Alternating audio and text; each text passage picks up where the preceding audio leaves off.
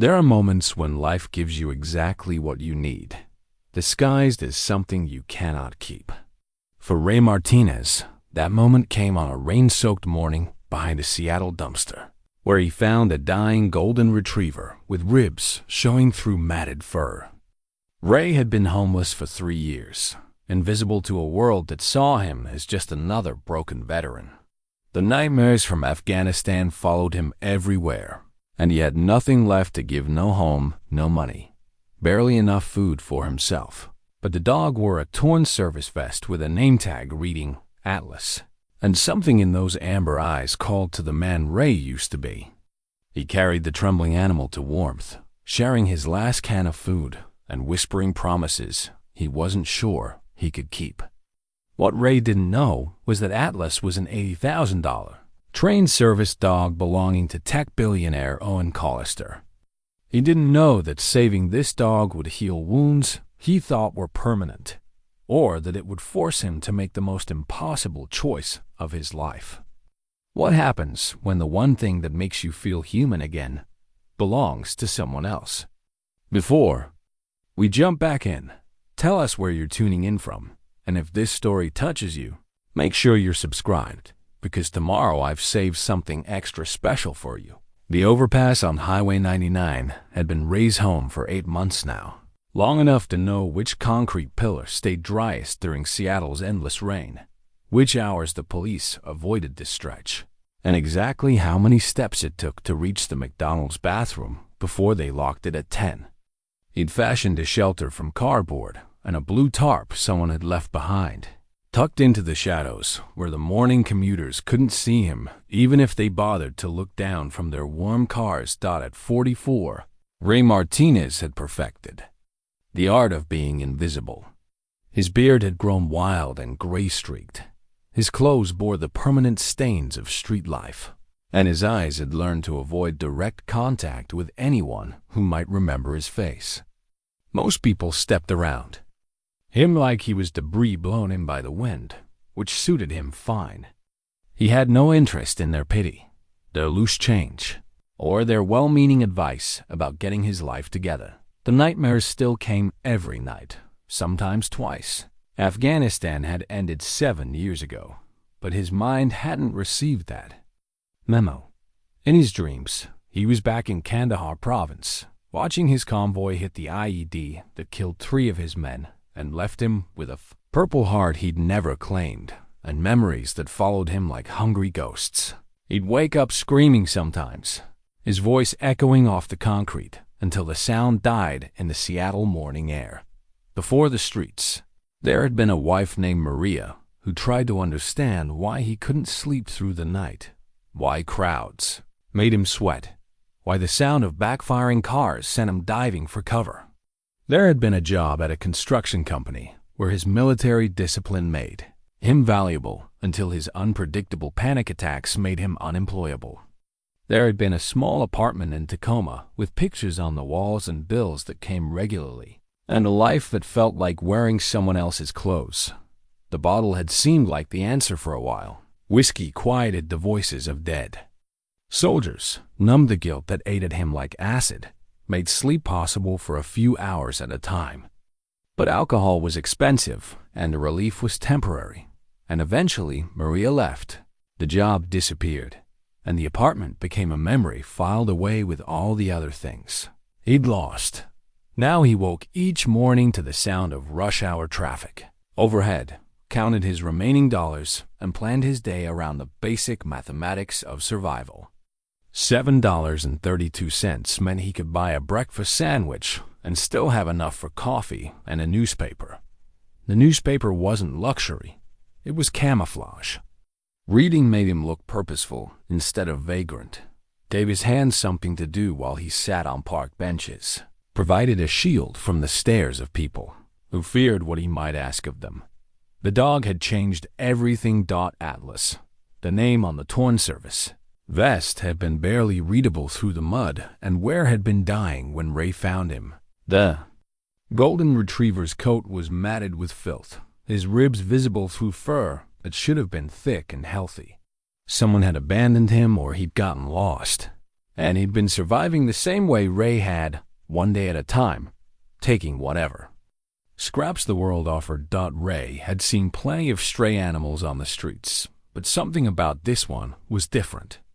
Maybe it was the way Atlas looked at him without fear, as if recognizing a kindred spirit. Maybe it was the expensive-looking vest that suggested this dog had once mattered to someone.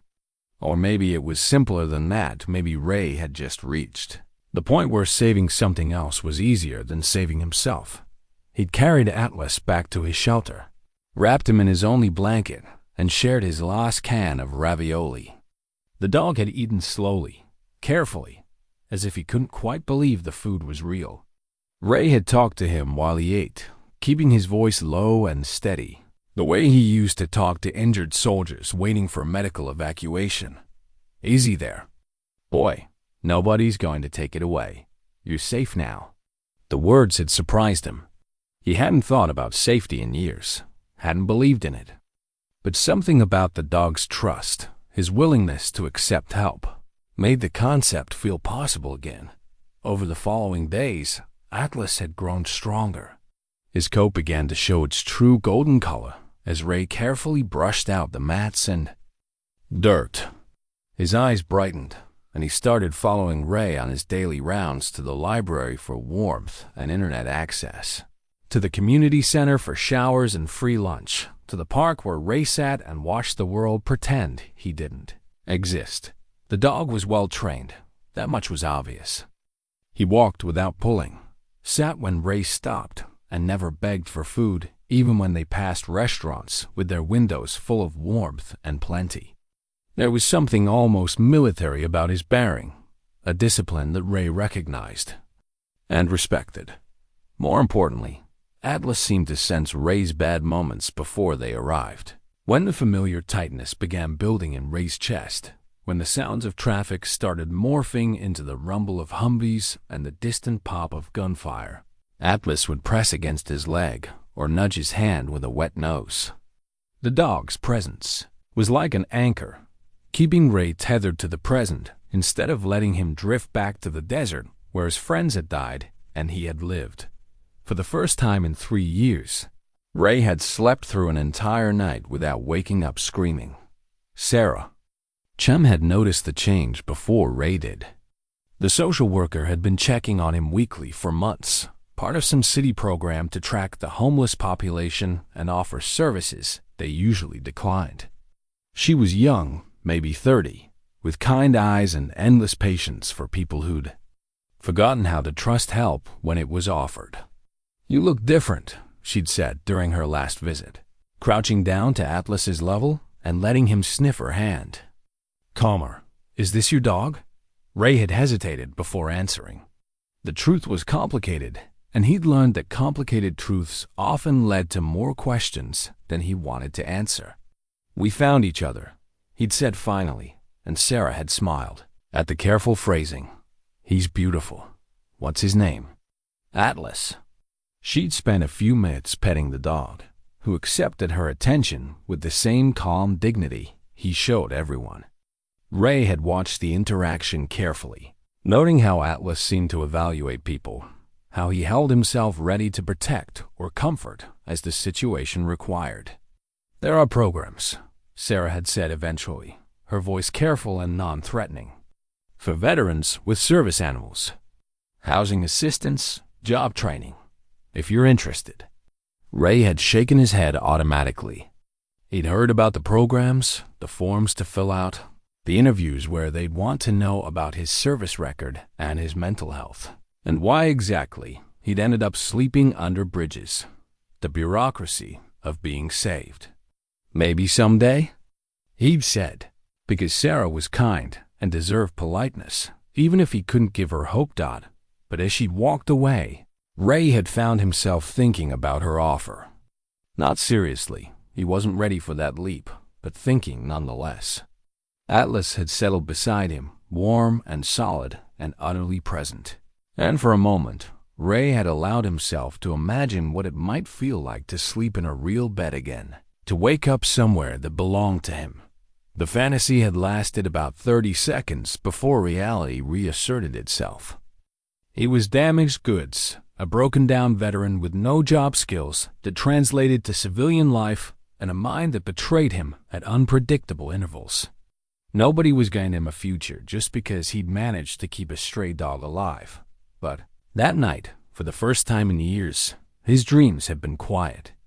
And when he'd woken to find Atlas watching over him, golden fur catching the early morning light filtering through the overpass, Ray had felt something he'd almost forgotten. Existed. Hope was too strong a word for it, too fragile to survive in the harsh mathematics of street life. But it was something, a small warmth in his chest, a sense that maybe tomorrow might be different from today. He'd reached out to stroke Atlas's head, and the dog had leaned into his touch with complete trust. "What am I going to do with you?" Ray had whispered. Atlas had answered by resting his chin on Ray's knee and closing his eyes, as if to say that the question itself was the answer. They would figure it out together, one day at a time. The way all important things got figured out. Ray had no idea that his quiet life was about to become very complicated indeed. The veterinary clinic smelled like disinfectant and fear, familiar scents that reminded Ray of military field hospitals. He'd been putting off this visit for 2 weeks, telling himself that Atlas was fine, that the money would be better spent on food. But the dog had developed a slight limp, and Ray's conscience finally overcame his reluctance to deal with authority. Figures who might ask uncomfortable questions. Dr. Patricia Voss was in her 60s, with silver hair pulled back in a practical ponytail and hands that moved with the confidence of someone who'd spent decades healing animals. She worked at the community clinic 2 days a week, providing low-cost care for people like Ray who couldn't afford the premium veterinary hospitals uptown. "Beautiful dog," she said, running her hands along Atlas's sides and legs with professional thoroughness. "Golden retriever, probably 3 or 4 years old. He's been well cared for, excellent muscle tone, good teeth, proper weight now that he's recovered from whatever rough patch he went through." Ray nodded, watching Atlas submit to the examination with calm patience. The dog seemed to understand that this was necessary, even beneficial. "The limp is minor, just a small cut on his pad that's healing nicely. Keep it clean, and he'll be fine in a few days." Dr. Voss paused, her expression becoming more serious. "But I need to tell you something. When I was checking his mouth, I noticed some very expensive dental work. Cleanings, sealants, the kind of preventive care that costs thousands of dollars. And there's this." She showed Ray a small device that looked like a grain of rice. Microchip. Every purebred animal should have one, but most people never bother to update the registration information when they move or sell the dog. "Let me scan it and see what comes up." Ray's stomach clenched as Dr. Voss waved a small scanner over the chip. The device beeped, and numbers appeared on a tiny screen. "Well, this is interesting," she said, turning to her computer. "The chip is registered to Collister Technologies in Bellevue. Ring any bells?" The name meant nothing to Ray, but Dr. Voss was already typing, her fingers clicking across the keyboard with practiced efficiency. "Owen Collister," she read from the screen. "Tech entrepreneur. Worth about $200 million according to this article. Lives in Bellevue. Has a house in the San Juan Islands." She looked up at Ray with concern. "This is his dog. Atlas was reported missing 3 months ago. There's a $50,000 reward posted." The clinic seemed to spin around Ray. $50,000. More money than he'd seen in his entire adult life. Enough to change everything, to buy his way back into the world of rent payments and steady meals and sleeping indoors. But it also meant losing Atlas, losing the first good thing that had happened to him in years. "Are you okay?" Dr. Voss asked, noting his pallor. "Fine," Ray managed. "Just surprised." Dr. Voss printed out the information from the website, including a phone number and email address. "Look, I don't know your situation, and I'm not going to ask. But this dog belongs to someone who's looking for him. someone who has the resources to give him the kind of care he deserves. Ray took the papers with hands that barely trembled. "Thank you for telling me. What are you going to do?" It was a fair question, but Ray didn't have a fair answer. "I need to think about it." After paying for the visit with money that represented 2 days of meals, Ray walked Atlas to the nearby public library. The building was warm and quiet, full of people who minded their own business and computers that didn't require identification to use. Ray had become skilled at blending in among the students and job seekers. Just another patron researching something important. He found an empty terminal in the back corner and began searching for Owen Collister. The man's face filled the screen. Within seconds, dozens of photos from business conferences, charity galas, magazine profiles. Owen Collister was 42 years old, clean-shaven, with intelligent eyes and the kind of easy smile that suggested a life unfamiliar with serious setbacks. He'd built his fortune developing software for military contractors, specializing in communication systems that helped soldiers stay connected in hostile environments. Ray read deeper, finding articles about Collister's transition from military service to civilian success. The man had served in the Army for 8 years, reaching the rank of captain before a roadside bomb in Iraq had cost him his left leg below the knee and ended his military career. He'd used his disability compensation and military contacts to start his company, building it into a major government contractor within a decade. There were photos of Collister's house, a modern glass structure overlooking Lake Washington, worth millions according to the real estate websites. Pictures of his yacht, his cars, his appearances at exclusive events where tickets cost more than Ray spent in a month. And then Ray found the article about Atlas. The dog had gone missing during a party on Collister's yacht in Puget Sound. According to the police report, Atlas had been on deck when a sudden storm hit. In the confusion of securing the boat and getting guests to safety, no one had noticed the dog was gone until they returned to the marina. Search teams had combed the water and nearby shorelines for days without finding any trace of him. The article included quotes from Collister himself, describing Atlas as his lifeline and the best friend I've ever had. There was a photo of them together, Collister in a business suit, Atlas sitting perfectly beside him wearing the same service vest Ray had found him in, though clean and new. Atlas isn't just a pet, Collister had told the reporter. He's a specially trained PTSD service dog. He's been with me through some very dark times, and losing him. The quote ended there, followed by a note that Collister had been too emotional to continue the interview. Ray stared at the screen for a long time, pieces of a puzzle clicking into place. The service vest, Atlas's exceptional training, his ability to sense Ray's panic attacks before they started, it all made sense now.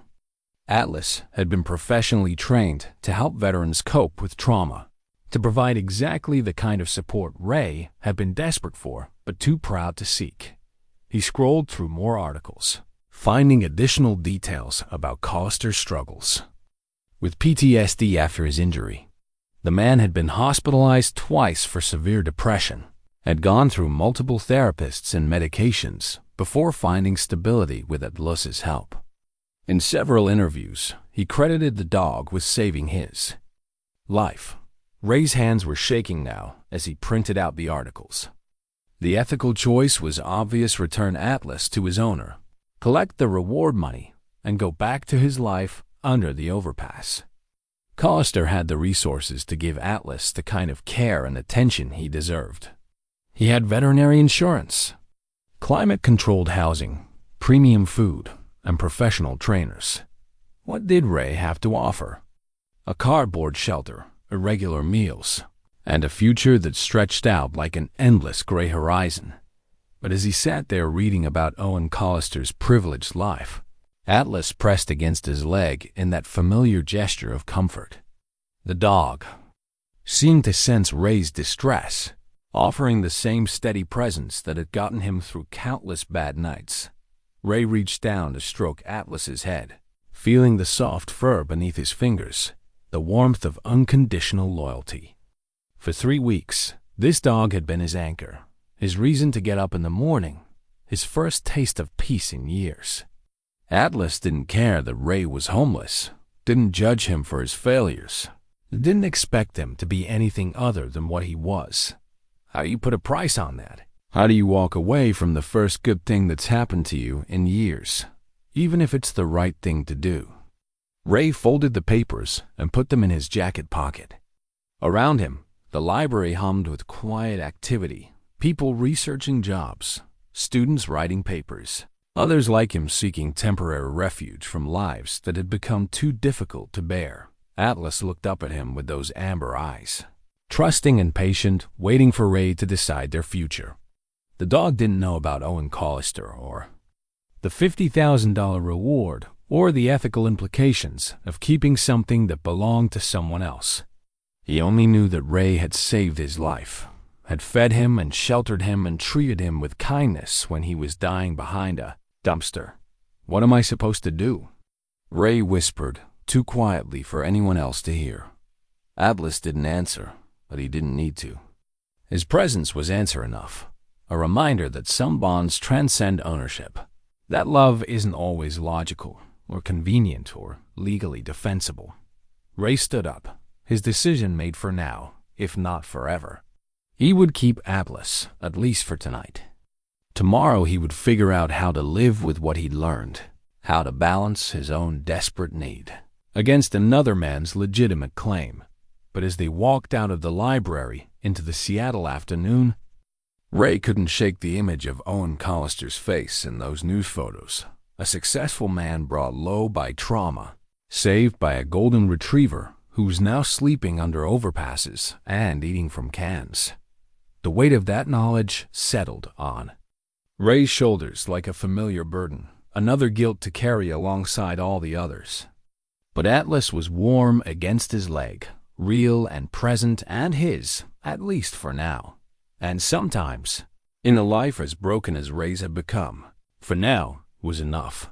The business card had been tucked into a hidden pocket of Atlas's collar, discovered 3 days after the library revelation, when Ray had been checking the dog's identification tags for the 100th time. The card was expensive, thick, cream-colored stock with Ray's lettering that spelled out Owen Collister, CEO, Collister Technologies, in understated font. On the back, someone had written a phone number in careful handwriting, along with the words, personal line. Ray had stared at the card for 20 minutes, turning it over in his fingers while Atlas dozed in the afternoon sun, filtering through their overpass shelter. The contrast between his world and Collister's was captured perfectly in that small rectangle. One man's emergency contact information printed on paper that probably cost more than Ray's daily food budget.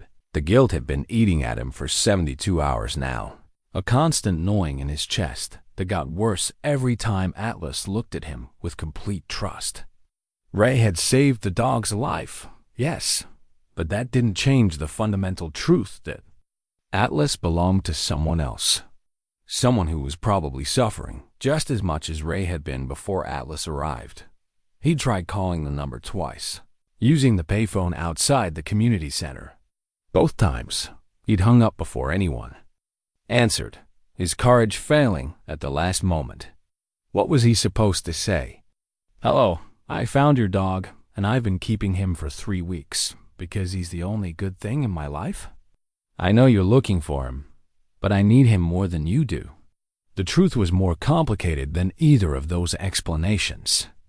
Tangled up in questions about worth and need and who deserved happiness more. Ray had spent his adult life being told he was expendable by the army when they'd sent him to Afghanistan, by his wife when she'd finally given up on his recovery, by employers who decided his unpredictable mental health made him a liability.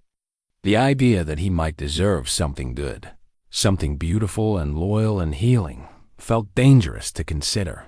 But Owen Collister was suffering too. Ray had researched him obsessively over the past few days, reading every article, watching every interview video he could find online. The man had lost his leg in service to his country, had built a successful business from nothing, had used his wealth to support veteran causes and mental health programs.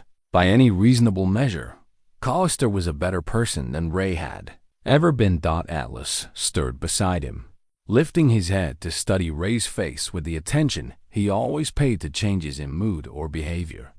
The dog seemed to sense the internal struggle, pressing closer in that familiar gesture of comfort. "I'm okay, boy," Ray murmured, but Atlas wasn't fooled. The dog moved until his head rested across Ray's lap, amber eyes fixed on his face with patient concern. It was then that Ray realized something that made his chest tighten with a different kind of guilt. Atlas wasn't just providing comfort, he was working. This was what he'd been trained to do, what Owen Collister had paid thousands of dollars to teach him.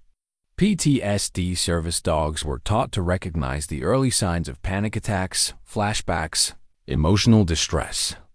They were living, breathing medical equipment, as essential to their handlers as wheelchairs or prosthetic limbs. Ray had been benefiting from that training without understanding it, accepting Atlas's help while telling himself it was just natural dog behavior. But now, watching Atlas perform textbook grounding techniques, the pressure across his lap, the steady eye contact, the calm breathing that seemed designed to slow Ray's own racing heart, he understood what he'd really found behind that dumpster. He'd found Owen Collister's lifeline, and he'd kept it. The realization hit him like a physical blow. Ray doubled over, struggling to breathe as the full weight of what he'd done crashed down on him. He wasn't just keeping a lost dog. He was keeping another veteran's medical equipment. The one thing that had kept Owen Collister functional after his own trauma. Atlas responded immediately, shifting position to provide deep pressure therapy across Ray's chest and back. The dog's weight was calming, grounding, exactly what Ray needed to fight off the rising panic. But knowing that this comfort belonged to someone else made it feel stolen, tainted. "I'm sorry," Ray whispered, not sure if he was talking to Atlas, or to Owen Collister, or to himself. "I'm so sorry." By evening, Ray had made his decision. He would return Atlas tomorrow, first thing in the morning.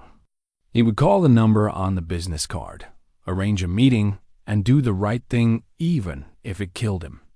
Even if it meant going back to sleepless nights and constant terror, and the gray numbness that had been his life before Atlas arrived. But that night, Atlas woke him from a nightmare as he'd done so many times before. Ray came back to consciousness gradually, aware first of the warm weight against his side, then of the steady heartbeat that seemed to slow his own racing pulse. The familiar post-nightmare symptoms, sweating, shaking, the metallic taste of fear faded more quickly than they had in years. "Thank you," Ray whispered in the darkness, and Atlas shifted to rest his chin on Ray's shoulder. They lay together in the pre-dawn quiet, listening to the distant hum of traffic beginning to build toward rush hour. Ray thought about Owen Collister, probably waking up alone in his expensive house, facing another day without the companion who'd kept him stable for years.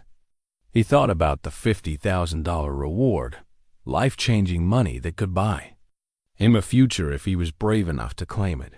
But mostly he thought about the dog pressed against him, breathing slowly and steadily, radiating the kind of unconditional acceptance Ray had forgotten existed in the world. When Sarah Chun found them the next morning, Ray was sitting outside the community center with Atlas beside him, the business card in his hands and his phone number scrawled on a piece of paper. "You look like you didn't sleep," she observed, settling down on the bench beside them. "I did some thinking," Ray said, "about the programs you mentioned, the ones for veterans with service animals." Sarah's eyebrows rose slightly. Ray had been refusing her offers of help for months, insisting he was fine on his own, that he didn't need anyone's charity. "What changed your mind?" Ray looked down at Atlas, who was watching the conversation with alert interest. "I realized I'm not the only one who matters in this equation. Is there something you want to tell me about Atlas?" The question hung in the air between them. Sarah was good at her job, trained to read the signs when people were carrying secrets too heavy to bear alone. Ray could feel her patience, her willingness to listen without judgment. "He's not really mine," Ray said finally. "I found him, and I've been taking care of him, but he belongs to someone else. Someone who's looking for him. And you're thinking about returning him?" "I should return him. It's the right thing to do." Ray's voice cracked slightly, but he's been helping me with the nightmares, the panic attacks. I didn't realize how much until I understood what he was trained to do. Sarah nodded slowly. Service dogs are remarkable. They're trained to detect changes in their handler's body chemistry, to provide specific types of intervention based on what they sense. Atlas has been working with you, hasn't he? Every night. Every time I start to lose it, he's there.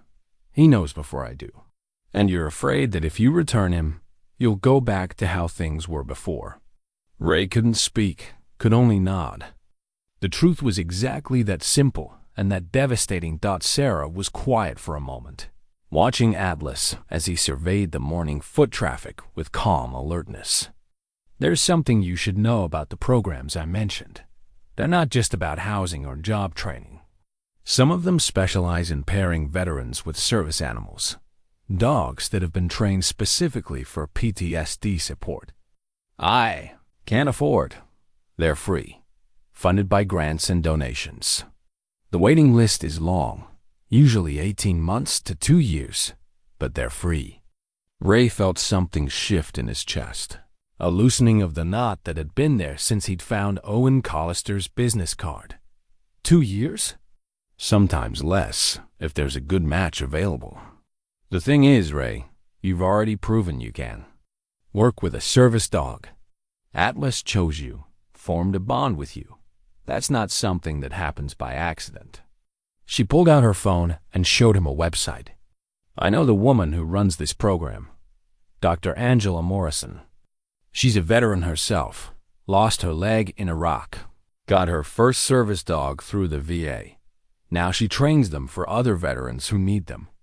Ray stared at the screen, reading about successful placements, about veterans who'd gone from homeless to housed, from hopeless to functional, all with the help of specially trained dogs. "What if I called her?" Sarah asked gently. "What if I told her about your situation, about how well you and Atlas work together? Sometimes they make exceptions for special circumstances." The possibility hung between them like a fragile bridge across an impossible canyon. Ray wanted to believe it could be that simple, that there might be a way to do the right thing without destroying himself in the process. "Call her," he said. The laminated card fell out of Atlas's collar when Ray was examining the buckles for wear, and he knew immediately what it was even before reading the text. Service dog commands were standardized, and the card listed them in neat columns. Watch for alertness training, deep pressure for anxiety attacks, retrieve for medication or phone during episodes, block for crowd control in public spaces. Ray had been unconsciously using half these commands for weeks without realizing it. When he'd whispered "easy" during Atlas's worst moments, the dog had responded with textbook calming behaviors. When Ray had gestured for Atlas to stay close in crowded areas, the dog had positioned himself as a barrier between Ray and potential triggers. "You've been taking care of me this whole time," Ray murmured, running his finger down the list of commands. "Even when you didn't know if I was worth it." Atlas tilted his head, recognizing the thoughtful tone that usually preceded their longer conversations. Ray had gotten into the habit of talking to the dog during their evening walks, finding that speaking his thoughts aloud helped organize them, made them feel more manageable. They were walking through Pike Place Market, taking advantage of the late afternoon lull when the tourist crowds had thinned, but the vendors were still giving away day-old produce to anyone who asked politely. Ray had discovered that Atlas's presence made people more generous. The dog's calm demeanor and obvious training suggested that Ray was deserving of help rather than just another panhandler. Marcus Henderson spotted them from across the square, raising his hand in greeting as he approached. Marcus was a Vietnam veteran who'd been on the streets longer than Ray. A thin man in his 70s with sharp eyes and an encyclopedic knowledge of Seattle's social services. He was one of the few people Ray trusted, someone who understood the particular challenges of being a veteran without a home. "That's some dog you got there," Marcus said, offering Atlas his hand to sniff. The dog accepted the greeting with polite interest before returning his attention to Ray. "He's been good company," Ray replied carefully. He hadn't told anyone about Atlas's true identity, partly from shame and partly from fear that word would somehow get back to Owen Collister before Ray was ready to face that conversation. "Good company. Oh, that's a working dog if I ever saw one." Marcus studied Atlas's posture, the way he positioned himself slightly ahead of Ray, scanning for potential problems. Seen enough service dogs at the VA to recognize the signs. This one's high-end training probably cost somebody $20,000–$30,000. Ray's stomach clenched. "What makes you say that?" Watch his eyes. He's not just looking around, he's evaluating. See how he checks your face every few seconds. He's monitoring your stress levels, ready to intervene if you start showing signs of distress. Marcus grinned. Plus, his gear's too nice for a regular pet. That collar alone probably costs more than I spend on food in a month. They walked together toward the waterfront, Atlas maintaining his professional demeanor despite the distractions of seagulls and food smells. Ray found himself seeing the dog through Marcus's eyes, noticing details he'd taken for granted. The precise way Atlas adjusted his pace to match Ray's mood. The subtle positioning that gave Ray space while keeping him protected. "You know what this means, don't you?" Marcus asked eventually. "What?" "Means you're getting better. Dogs like this, they don't bond with just anybody. They're trained to work with people who are ready to heal, people who can accept help. 3 months ago, you wouldn't have been able to handle a relationship like this." Ray considered that. 3 months ago, he'd been deeper into his isolation, drinking more heavily, trusting no one. The idea of being responsible for another living creature would have terrified him. "Sarah Chun thinks I should apply for the service dog program," Ray said. "Smart woman, that's Sarah. What's holding you back?" The question was simple, but the answer was layered with complications Ray wasn't sure he could explain. How do you tell someone that you're afraid of hope? That you've learned to expect disappointment so thoroughly that the possibility of something good feels like a trap? "I don't know if I deserve it," Ray said finally. Marcus stopped walking, fixing Ray with a look that was both gentle and stern. "Son, I've been where you are. Sleeping rough, fighting demons, convinced that everything bad that happened was somehow my fault. You know what I learned after 40 years of that thinking?" Ray shook his head. "Deserving's got nothing to do with it. Dogs don't love you because you deserve it. They love you because you're you right now, in this moment. All the mistakes you made, all the ways you think you failed, that dog don't care about any of that." Atlas seemed to sense he was being discussed, looking up at both men with patient attention. "Look at him," Marcus continued. "Does he look like he's waiting for you to prove you're worthy? Or does he look like he's already decided you're worth his time?" Ray studied Atlas's expression, seeing nothing but calm acceptance and readiness to help. The dog wasn't keeping score of Ray's failures or measuring his worthiness. He was simply present, available, loyal. "The program Sarah mentioned," Ray said slowly. "How long does it usually take?" "Depends. If you're a good match with a dog, maybe 6 months of training together. But the waiting list's long year, maybe 2 before they can place you." 2 years. Ray tried to imagine maintaining his current situation for that long, tried to picture himself still living under the overpass while Atlas grew older and his own mental health deteriorated without proper treatment. They reached the waterfront, where the late afternoon sun was turning Elliott Bay into sheets of gold and silver. Atlas settled beside Ray on a bench, automatically positioning himself where he could monitor both Ray's condition and their surroundings. "There's something else," Ray said, the words coming out before he could stop them.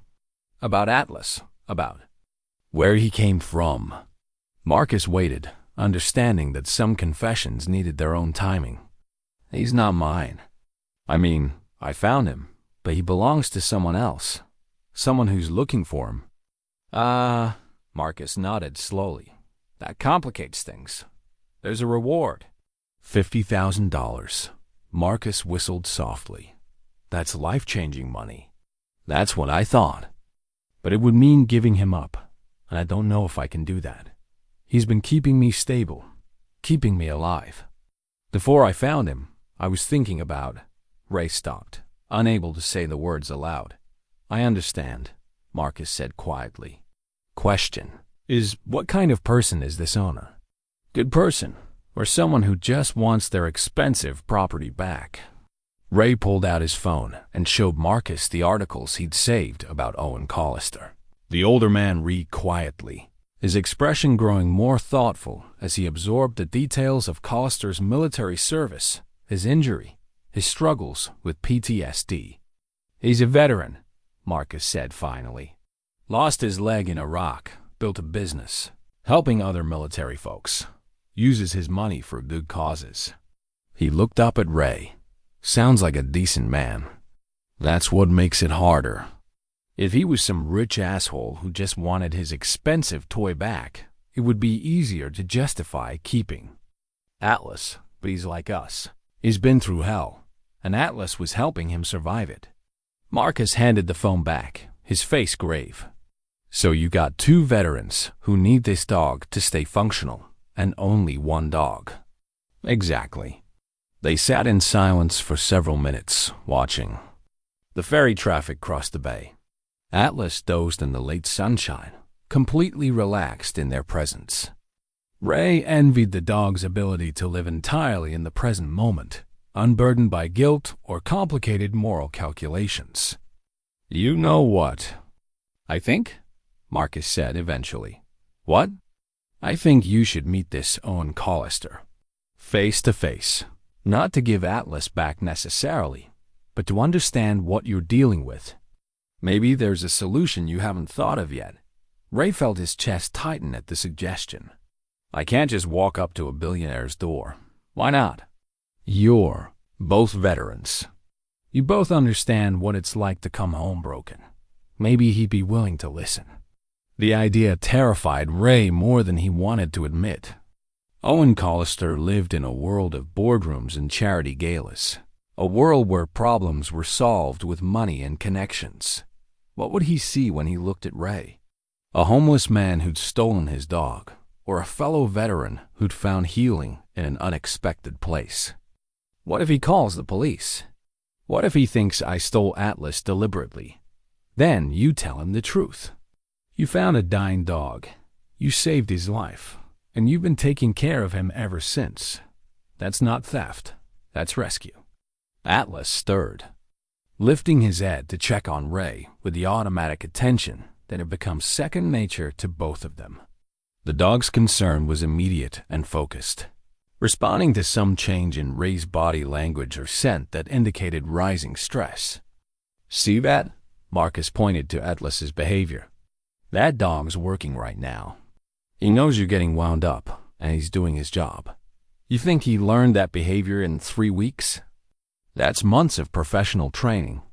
Ray reached down to stroke Atlas's head, feeling the familiar calm that came from the dog's steady presence. "I know. That's what makes this so hard. He's not just a pet, he's medical equipment. Life-saving medical equipment that belongs to someone else. But he's also choosing to help you. Dogs like this, they don't just follow programming. They form bonds, make decisions about who they want to work with.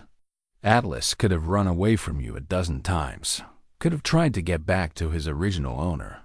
Instead, he stayed." The truth of that statement hit Ray with unexpected force. Atlas had indeed had opportunities to leave times when Ray had been too drunk or too deep in his own despair to pay attention. Times when well-meaning strangers had offered the dog food or attention.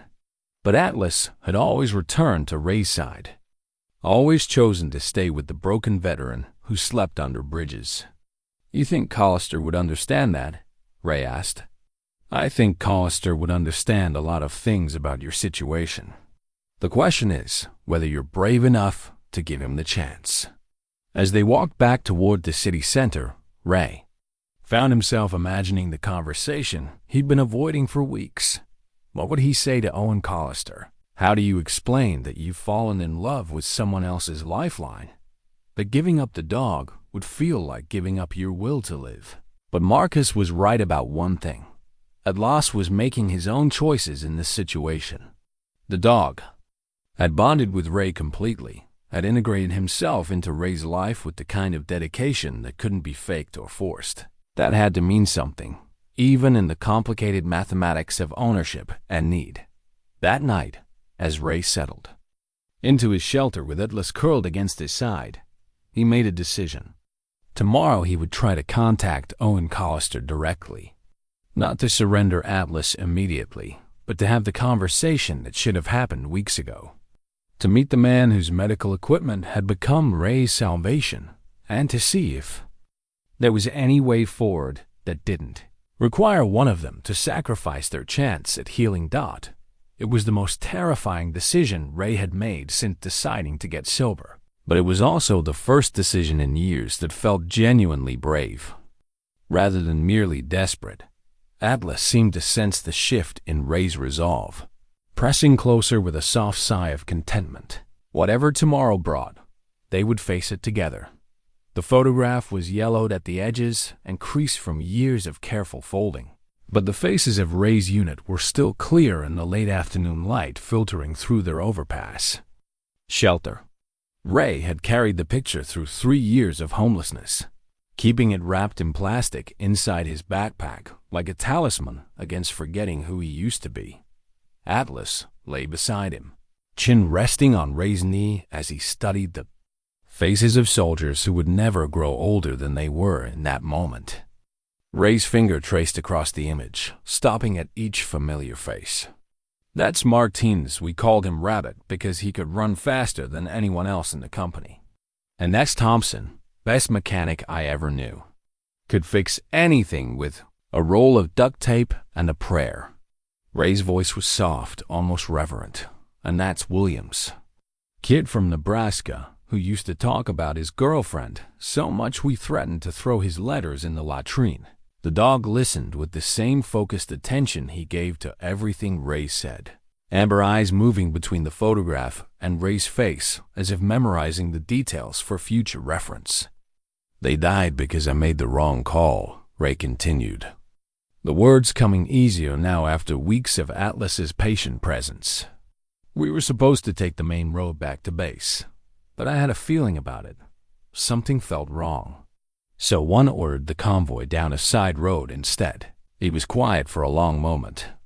"Turns out my instincts were right about the main road. It was mined. But the side road had an IED too. Different insurgent cell, different bomb, same result." Atlas shifted position, pressing his full weight against Ray's side in the deep pressure therapy he'd been trained to provide during episodes of acute stress. The contact was grounding, steadying.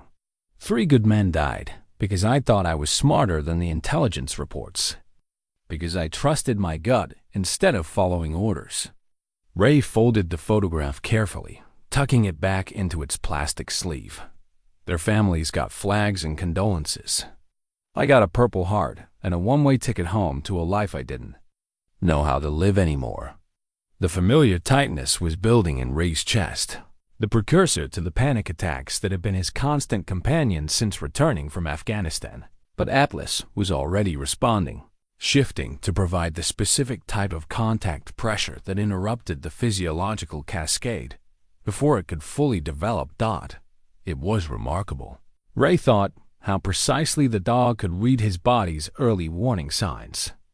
Heart rate changes, breathing patterns, Muscle tension Atlas monitored them all with the dedication of a medical professional, intervening before Ray even realized he needed help.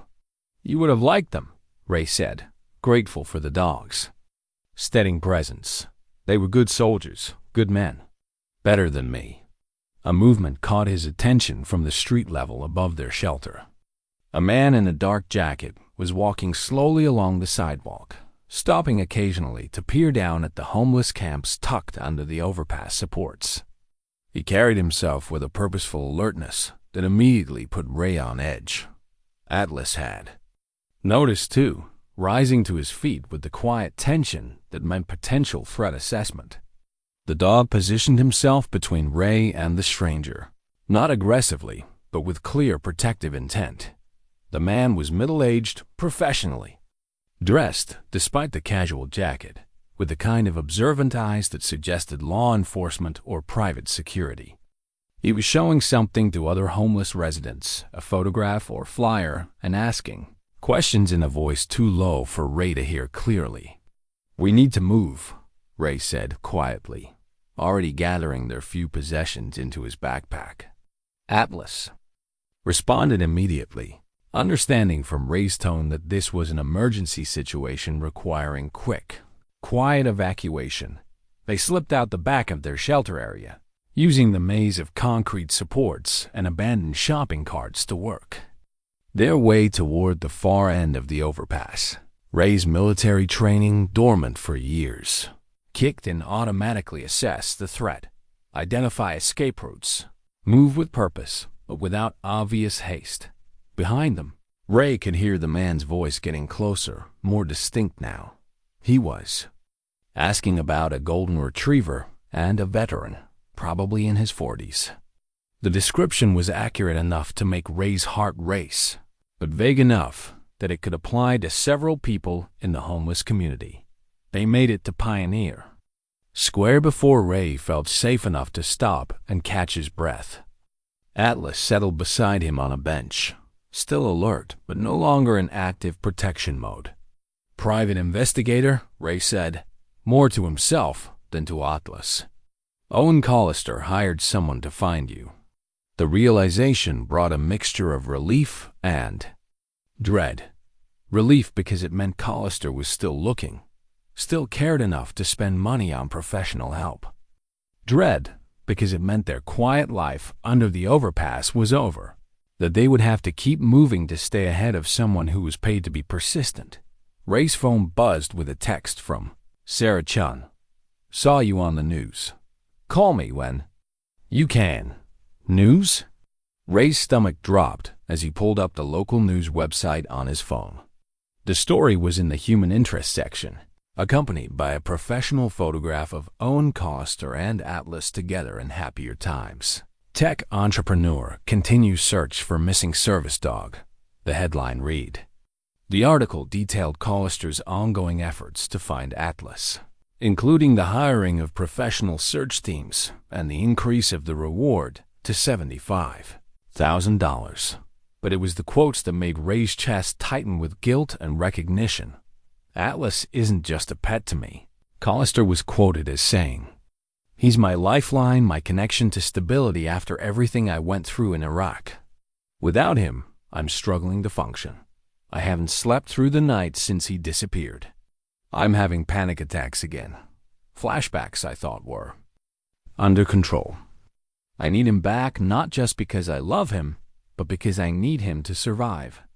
The article went on to describe Collister's recent hospitalization for severe depression, his inability to work effectively without Atlas's support, his growing desperation as the months passed without any leads. Ray closed the website, his hands shaking slightly. Every word of Collister's interview could have been spoken by Ray himself.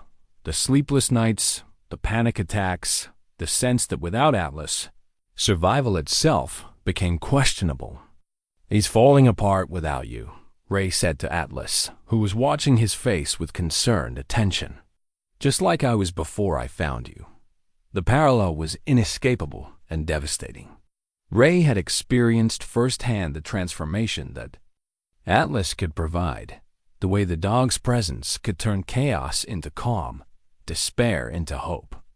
He'd lived both sides of the equation, the desperate emptiness before Atlas and the stability after Dot. Now Owen Collister was trapped in that same emptiness, suffering the same symptoms Ray had fought for years, all because Ray had been too selfish or too afraid to do the right thing.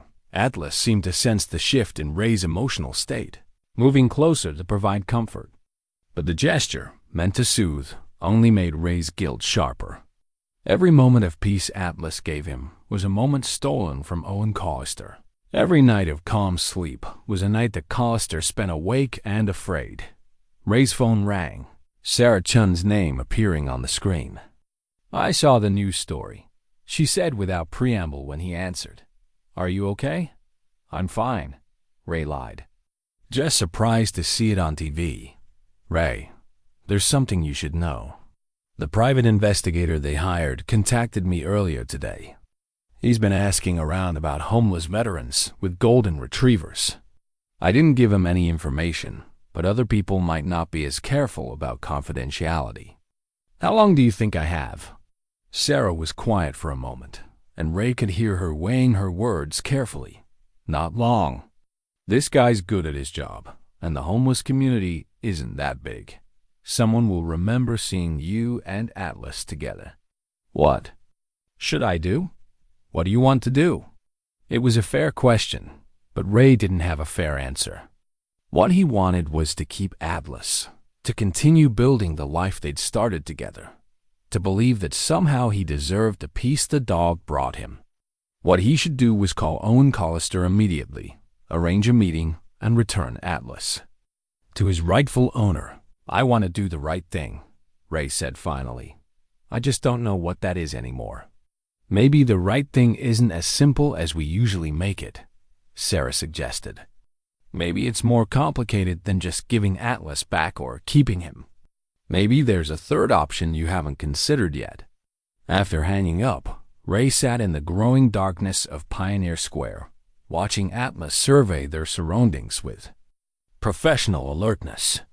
The dog was working even now, monitoring Ray's stress levels and environmental threats simultaneously, performing the complex calculations that kept his handler safe and stable. Ray thought about Owen Collister, probably sitting in his expensive house, struggling through another sleepless night without the companion who'd made life bearable. He thought about the private investigator, systematically working through the homeless population until he found the trail that would lead him to this bench, to this moment. And he thought about himself, about the man he'd been before Atlas and the man he was becoming with the dog's help. For the first time in years, Ray had been sleeping through the night, eating regular meals, thinking about a future that extended beyond basic survival. The choice he was facing wasn't just about returning someone's property. It was about deciding which veteran deserved to be saved and whether there was room in the world for both of them to heal. The VA clinic smelled like disinfectant and desperation, familiar scents that brought back memories Ray had spent years trying to forget. He'd avoided this place since his discharge, unable to face the reminder of what he'd lost and what he'd failed to become. But Atlas needed his vaccinations updated, and the clinic offered free veterinary services for homeless veterans. Dr. Jennifer Walsh was younger than Ray had expected, probably in her early 30s, with the kind of competent efficiency that came from treating too many broken people in too little time. She examined Atlas with professional thoroughness while Ray sat in the corner chair, trying to blend into the institutional beige walls. "Beautiful dog," she said, checking Atlas's ears and teeth. "Golden retriever, excellent condition. Someone's been taking very good care of him." "He takes care of himself mostly," Ray replied, which wasn't entirely true. It felt safer than explaining the complex reality of their relationship. Dr. Walsh paused in her examination, studying Atlas's behavior more carefully. The dog was displaying his usual professional demeanor, calm, alert, responsive to subtle changes in Ray's body language. "Is he a service animal?" she asked. Ray hesitated. The honest answer was complicated, legally questionable, and emotionally devastating. He helps me with some things. I ask because his behavior is very specific. The way he positions himself relative to you, the way he monitors your stress responses, that's not natural dog behavior. That's professional training. She pulled up Atlas's medical records on her computer, the same information Dr. Voss had accessed weeks earlier. Ray watched her face change as she read, saw the moment when she connected the dots between the missing service dog and the homeless veteran sitting in her office. "Mr. Martinez," she said carefully, "this dog is registered to Owen Collister. He was reported missing 3 months ago." Ray's throat felt dry. "I found him behind a dumpster. He was dying." "I'm sure you did, and I'm sure you saved his life." Dr. Walsh's voice was gentle but firm. "But he belongs to another veteran who needs him just as much as you do." "I know," Ray said quietly. "I've been trying to figure out what to do about that." Dr. Walsh finished Atlas's examination in silence, her professional demeanor masking whatever internal struggle she was having. When she was done, she sat down across from Ray, her expression serious. "I treated Owen Collister here for 2 years after his injury. He was in bad shape when he first came in severe PTSD, depression, multiple suicide attempts. Atlas literally saved his life. When they were paired together, Owen went from non-functional to being able to work, to live independently, to help other veterans through his foundation." Ray absorbed this information like physical blows. Each detail of Owen Collister's recovery made Ray's own moral position more untenable. "He's been back here twice since Atlas disappeared," Dr. Walsh continued. "Once for a psychiatric evaluation after a suicide attempt. Once for medication adjustments when the nightmares got too bad to handle alone. Without Atlas, he's deteriorating rapidly."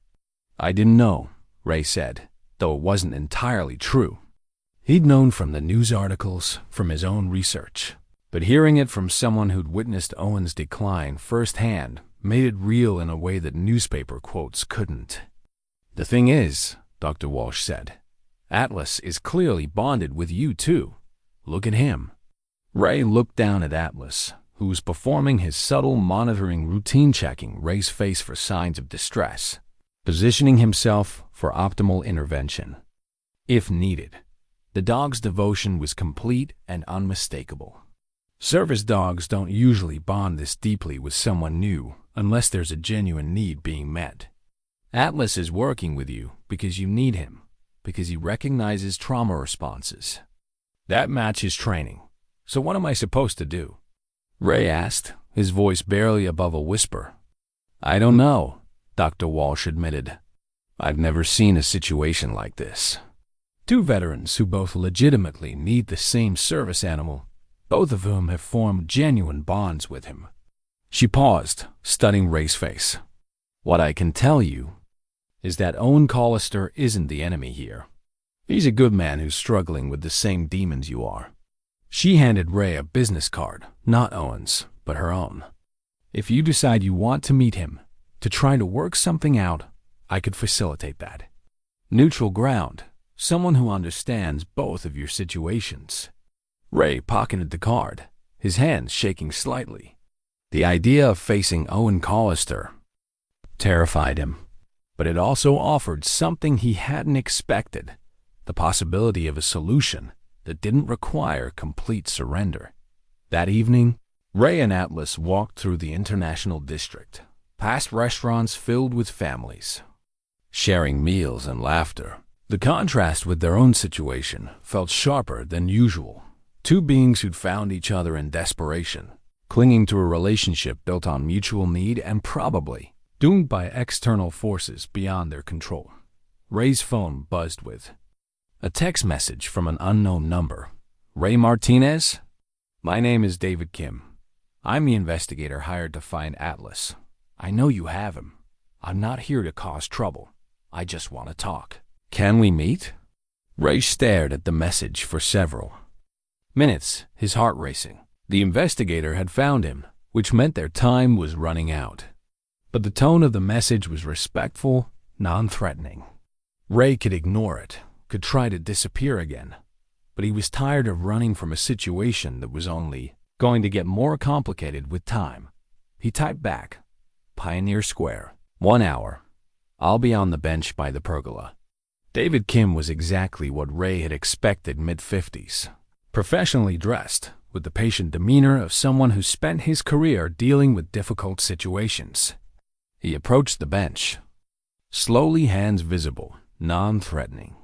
Thank you for agreeing to meet, he said, settling down a respectful distance from Ray and Atlas. I know this isn't easy. You found us pretty quickly, Ray observed. It's what I do. But I want you to know that Mr. Collister didn't hire me to have you arrested or to take Atlas by force. He hired me to find out what happened, to make sure Atlas was safe. Ray studied the investigator's face, looking for deception. And now that you know? Now, I report back that Atlas is alive, healthy, and being cared for by someone who clearly loves him. Kim paused. What happens next is up to you and Mr. Collister to decide. He wants his dog back. He wants to know that Atlas is okay. Yes, he wants him back, but he's not an unreasonable man. When I tell him about your situation, about how you saved Atlas's life, I think he'll want to meet you. Ray felt Atlas press against his leg, responding to his elevated stress levels. The dog's intervention was automatic, professional, exactly what Owen Collister was missing in his own life. What if we can't work something out? Ray asked. Kim's expression was sympathetic but realistic. Then it becomes a legal matter. Atlas is valuable property, registered and microchipped. But Mr. Collister isn't interested in legal battles if there's another way to resolve this. What kind of other way? That's something you'd have to discuss with him directly. All I can tell you is that he's a veteran like you, someone who understands what trauma can do to a person. He might be more flexible than you expect. After the investigator left, Ray sat alone with Atlas in the growing darkness of Pioneer Square. The dog was calm, patient, waiting for Ray to decide their next move. Around them, the city continued. Its evening routine, people heading home from work, couples meeting for dinner, families walking together through the urban landscape. Ray thought about Owen Collister, sitting in his expensive house, probably staring at his phone and waiting for news about Atlas. He thought about Dr. Walsh's description of Owen's deteriorating condition, about the suicide attempts and medication adjustments, and the slow slide back into the darkness that had once consumed them both.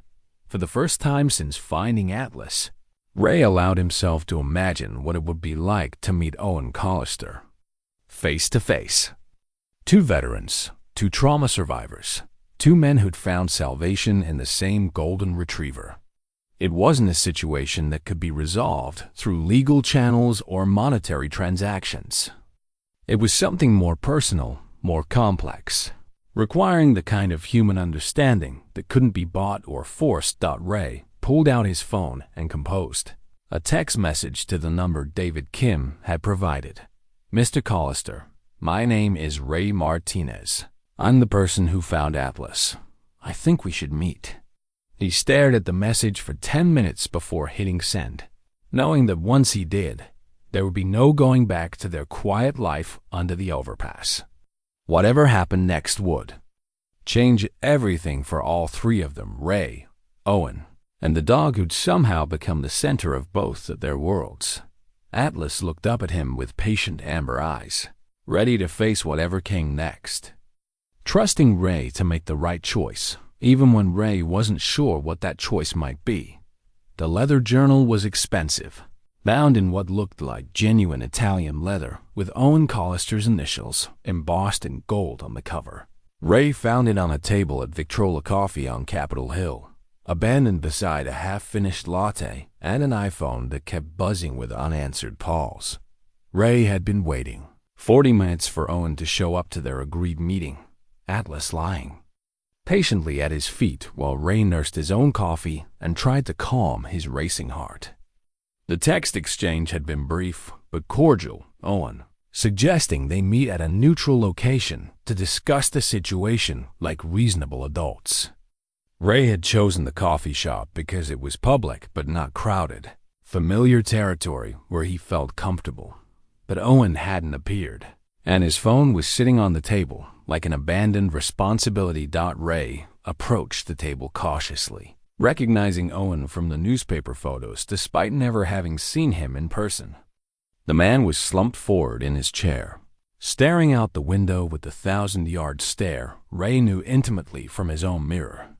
Owen looked older than his 42 years, thinner than in the recent press photos, with the kind of exhausted pallor that came from months of poor sleep and inadequate self-care. "Mr. Collister?" Ray said quietly. Owen looked up, his eyes taking a moment to focus. When they did, Ray saw recognition dawn, followed immediately by a complex mixture of relief, anger, and something that looked like hope. "You're Ray Martinez," Owen said. It wasn't a question. "Yes, sir. And this is Atlas." At the sound of his name, Atlas rose from his position beside Ray's chair and approached Owen with careful steps. The dog's body language was professional but warm. Recognizing someone familiar while assessing their current emotional state, Owen's face crumpled as Atlas reached him, his hands shaking as he buried his fingers in the dog's golden fur. "Oh, God! Atlas, I thought you were dead. I thought I'd killed you." The reunion was painful to watch. Owen's relief was so profound it seemed to physically hurt him, his breathing becoming labored as he struggled not to break down completely in public. Atlas responded with the same professional calm he showed Ray, providing pressure and warmth while monitoring Owen's condition for signs of escalation. "I'm sorry," Ray said, settling into the chair across from Owen. "I should have contacted you sooner. I should have." "You saved his life," Owen interrupted, his voice thick with emotion. "The David Kim told me how you found him, how you nursed him back to health. If you hadn't been there..." He couldn't finish the sentence, but Ray understood. Atlas had been dying when Ray found him, too weak and malnourished to survive much longer on his own. "He's been helping me," Ray said carefully. "With my PTSD, I didn't realize at first that he was trained for it, but he's been keeping me stable." Owen nodded, his hands still buried in Atlas's fur. "He's remarkable at it. Best service dog I've ever worked with, and I've had 3 over the years." They sat in awkward silence for several minutes, both men processing the complexity of their situation. Atlas moved between them, providing comfort to both while maintaining his professional demeanor. "I brought this to show you," Owen said finally, sliding the leather journal across the table, "so you'd understand what losing Atlas has been like for me." Ray hesitated before opening the journal. The handwriting inside was careful, controlled, the writing of someone trying to maintain order in a chaotic internal landscape. The first entry was dated 3 days after Atlas had gone missing. Day 3 without Atlas. Panic attack this morning, lasted 45 minutes. Couldn't get out of bed until noon. Keep expecting to see him in his usual spots around the house. The silence is unbearable. Ray continued reading, his stomach growing heavier with each entry. Day 15. Had to leave the board meeting early. Couldn't handle the crowded room without Atlas there to ground me. Maria, my assistant, is starting to ask questions about my erratic behavior. Day 23. Dr. Walsh increased my medication again. Nothing is working the way it did when Atlas was here. I don't understand how one dog could make such a difference, but without him, I'm falling apart. Day 47. Woke up on the bathroom floor this morning. Don't remember how I got there or how long I was unconscious. The nightmares are getting worse. I'm seeing the explosion that took my leg every time I close my eyes. The entries became shorter and more desperate as the weeks passed. Day 52. Can't go to work. Can't function. Everything feels impossible without Atlas. Day 61. Called the suicide hotline at 3 a.m. Hung up before anyone answered. What would I tell them? That I'm falling apart because I lost my dog? Day 73. Drafted my will today. Updated. The foundation paperwork so the programs will continue without me. If I can't find Atlas, if I can't get better, maybe it's time to stop pretending I can survive this. Ray's hands were shaking as he read the final entries, dated just days before. Their meeting. Day 89. David Kim thinks he's found Atlas. I'm afraid to hope. I'm afraid of what I'll do if it's another false lead. Day 92. Meeting Ray Martinez today. The man who found Atlas, who's been caring for him. I don't know what to say to him. How do you thank someone for saving the thing that keeps you alive? How do you ask for it back without sounding like a selfish monster? Day 93. If this doesn't work out, if I can't get Atlas back, I don't think I can keep fighting. I'm tired of being broken. I'm tired of pretending I can function without him. Maybe it would be easier for everyone if I just stopped trying. Ray. Closed the journal, his chest tight with recognition and horror. Every word could have been written by Ray himself before Atlas arrived. The desperation, the isolation, the growing sense that survival wasn't worth the constant effort. You're planning to kill yourself, Ray said quietly. Owen didn't deny it. I've been planning it for weeks. I have everything arranged, Will. Foundation transfers, donations to veteran organizations. I was just waiting to see if David could. Find Atlas first, and if you get him back, then maybe I can remember how to live again. Atlas is the only thing that's ever made the nightmares manageable. The only thing that's ever made me feel like I might be worth saving. Ray looked down at Atlas, who was splitting his attention between both men, clearly sensing the emotional intensity of their conversation. The dog's professional training was on full display, monitoring both handlers, ready to intervene if either showed signs of escalation. He's been doing the same thing for me, Ray admitted. Before I found him, I was planning my own exit strategy. 3 years on the streets. No hope of getting better. No reason to keep fighting. Atlas changed that. Owen's expression shifted, surprise replacing some of the desperation. You were suicidal too? Still am, probably, without him. Atlas doesn't just provide comfort. He provides hope. Makes me feel like maybe I'm worth the effort of staying alive. They stared at each other across the coffee shop table. Two broken veterans who'd found salvation in the same golden retriever. The impossible complexity of their situation settled between them like a weight neither could lift alone. So what do we do? Owen asked. We both need him. We both love him. We're both going to fall apart without him. Ray didn't have an answer. The journal had changed everything, making it impossible to see Owen as an obstacle to overcome or a problem to solve. Owen wasn't just Atlas's legal owner.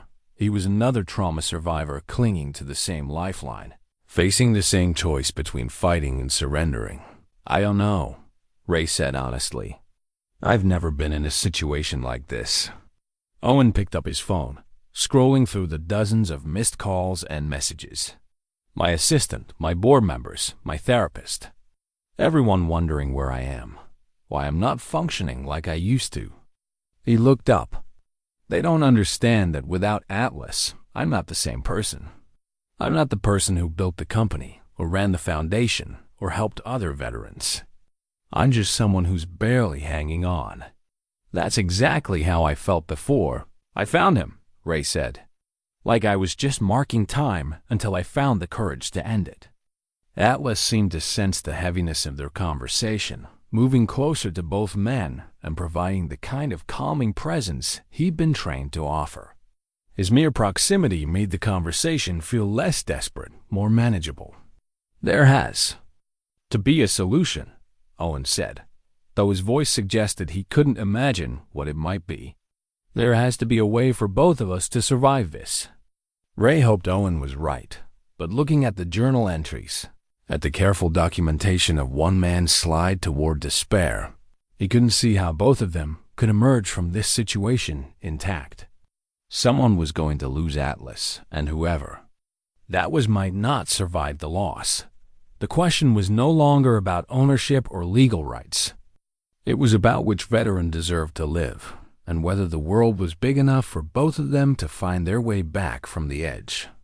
The security badge Ray had lifted from the coffee shop belonged to a Collister Technologies employee who'd been careless with his belongings. Ray had learned to notice opportunities like this during his years on the streets. Small oversights that could be exploited when survival depended on access to places that normally excluded people like him. But this wasn't about survival anymore. This was about preventing Owen Collister from making the same fatal decision Ray had contemplated countless times during his darkest moments. 3 hours had passed since Owen had left the coffee shop abruptly, his journal forgotten on the table, and his final entry still echoing in Ray's mind. Maybe it would be easier for everyone if I just stopped trying. The words carried the weight of genuine intention, the careful planning of someone who'd moved beyond idle thoughts of suicide to active preparation. Ray knew the signs because he'd lived them. The sudden calm that came with making the decision. The practical arrangements, wills, financial transfers, final conversations disguised as normal interactions. The relief that came with believing the pain would finally end. Owen Collister was going to kill himself tonight, and Ray was probably the only person who understood the urgency of the situation.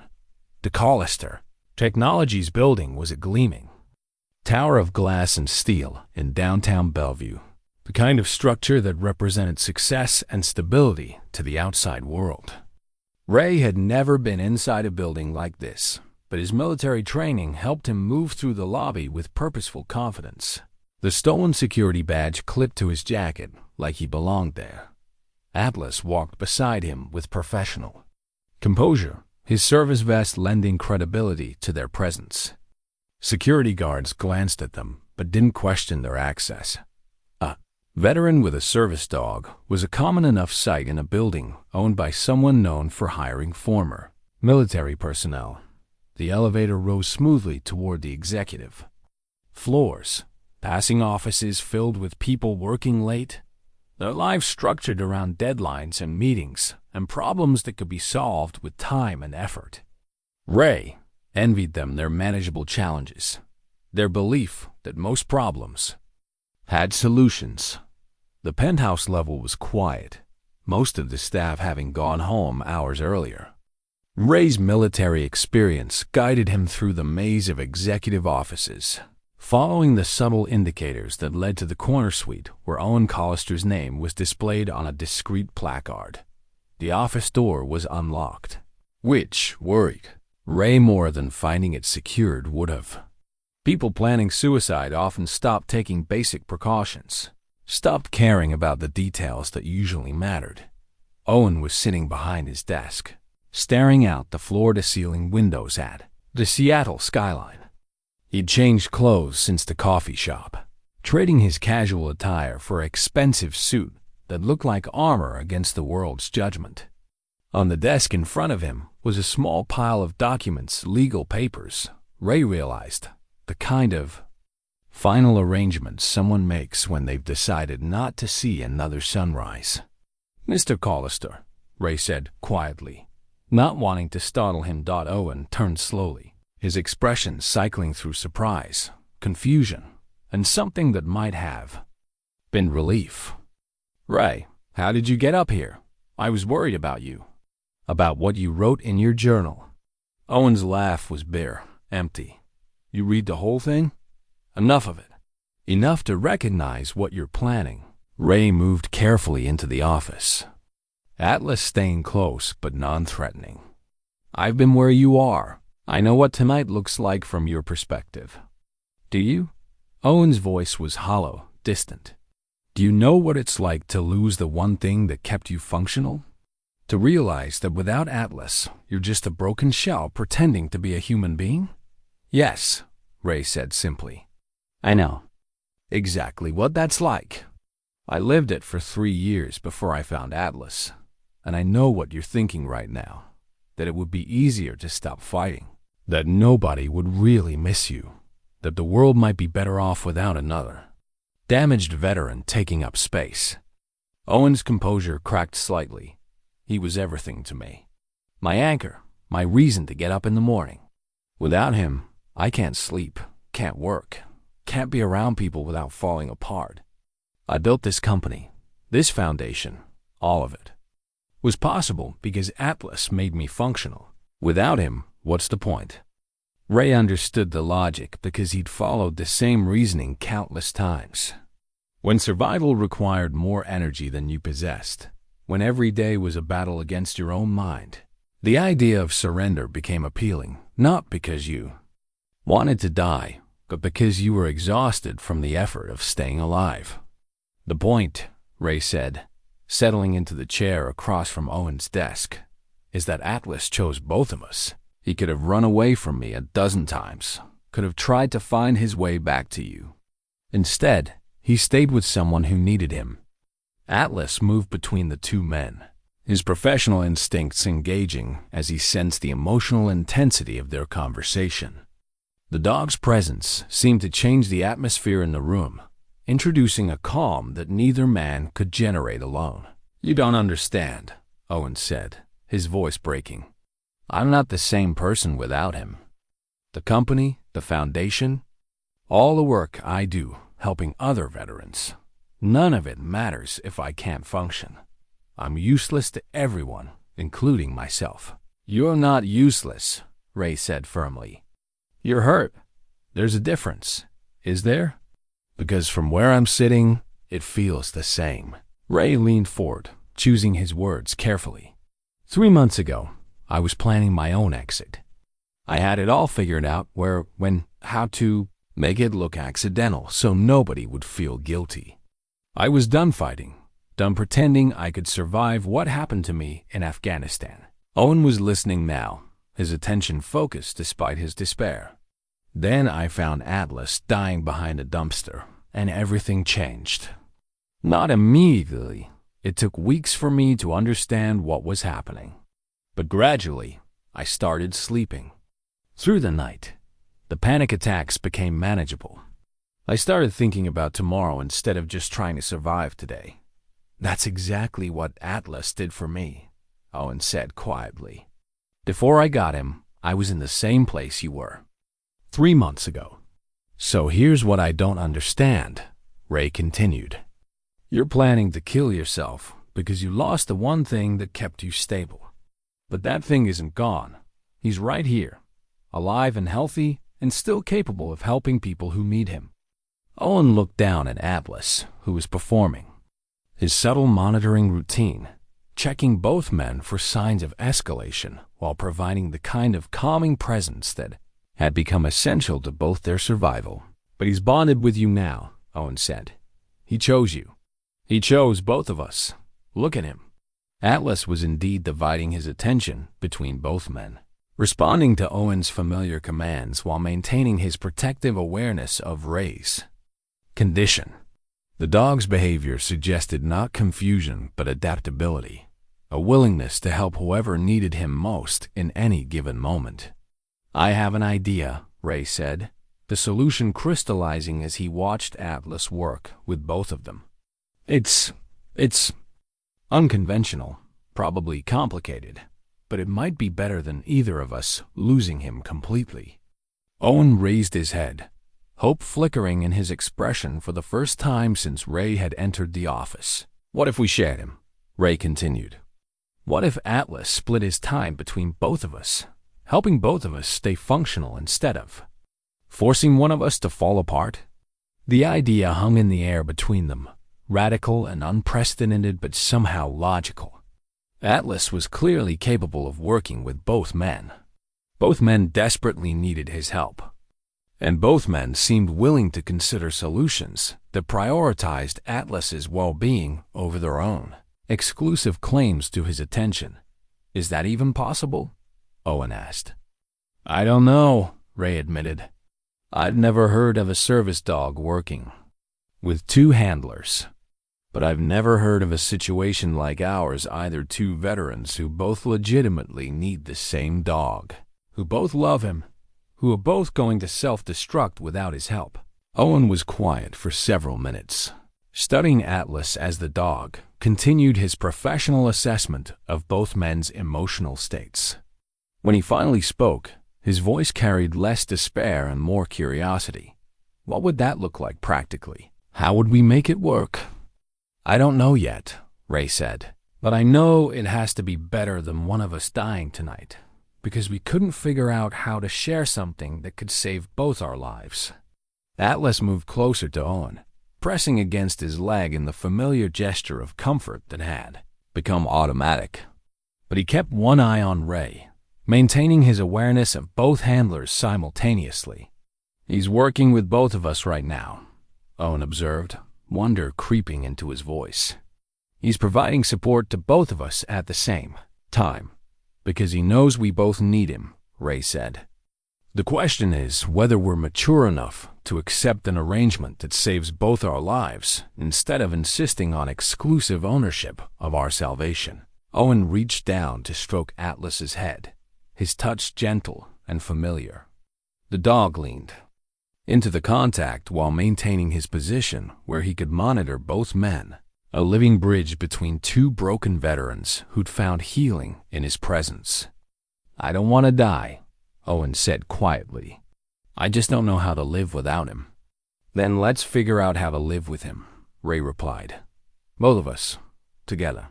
The metal display case was mounted on the wall behind Owen's desk, a carefully arranged collection of military honors that told the story of two careers cut short by war. Ray recognized his own decorations among Owen's more extensive collection: the Purple Heart, the Combat Infantry Badge, the Iraq Campaign Medal that every veteran of that conflict carried like a scar. You served in Amber Province, Ray observed, reading the citations displayed beside the medals. Forward Operating Base Liberty, Owen confirmed, his voice steadier now that they were talking about shared experience rather than shared desperation. Lost my leg to an IED outside Fallujah in 2006. What about you? Kandahar Province, 2017. Different war, same result. Ray gestured toward Owen's prosthetic leg, barely visible beneath his expensive suit pants. How long did it take you to adjust? I'm still adjusting, Owen admitted. Some days are better than others. The physical part was easier than the mental part. Phantom pain is nothing compared to phantom purpose. Ray understood immediately. The sense that you'd lost not just body parts, but your identity, your reason for existing, your place in a world that suddenly seemed foreign and hostile. Atlas helped with that? Ray asked. Atlas saved my life in ways I'm still discovering. He didn't just manage my PTSD symptoms. He gave me back my confidence, my ability to be around people, to function in professional settings. Owen's hand found Atlas's head automatically. Before him, I was having panic attacks in board meetings, flashbacks during presentations. I couldn't handle crowds, couldn't travel, couldn't maintain the kind of relationships that make business possible. Ray watched the interaction between Owen and Atlas, noting the dog's immediate response to Owen's touch, the way his posture shifted to provide exactly the kind of contact Owen needed without being asked. He knows you, Ray said. Not just your medical needs. He knows you as a person. We spent 2 years building that relationship. 2 years of trust exercises, training sessions, learning each other's rhythms and patterns. Owen's voice carried the weight of that investment. Atlas knows when I'm about to have a panic attack before I do. He can sense changes in my body chemistry, my breathing patterns, my muscle tension. He's like having an early warning system for my own nervous system. He does the same thing for me, Ray said quietly. Has been since the day I found him. I thought it was just natural dog behavior at first, but now I understand it's professional intervention. Owen nodded slowly. That's what makes this situation so impossible. We're not just talking about pet custody. We're talking about medical equipment that happens to be alive and capable of forming emotional bonds. Atlas seemed to sense he was being discussed, looking up at both men with alert attention. His body language suggested he was working, monitoring both handlers for signs of distress while remaining ready to intervene if either man's condition deteriorated. "I've been thinking about what you said," Owen continued, "about sharing custody. It seems impossible from a practical standpoint, but maybe impossible is better than the alternative." "What would be the biggest challenges?" Ray asked. Owen was quiet for several minutes, his business mind working through the logistics of an unprecedented situation. Training consistency would be the biggest issue. Atlas is used to working with one handler, responding to one person's specific needs and patterns.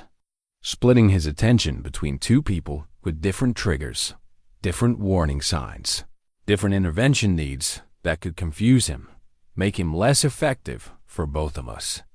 Ray hadn't considered that possibility. "You think it would hurt his ability to help either of us?" "I don't know. Service dog training is incredibly specific. Atlas knows exactly how I respond to stress, exactly what kind of intervention works best for my particular symptoms.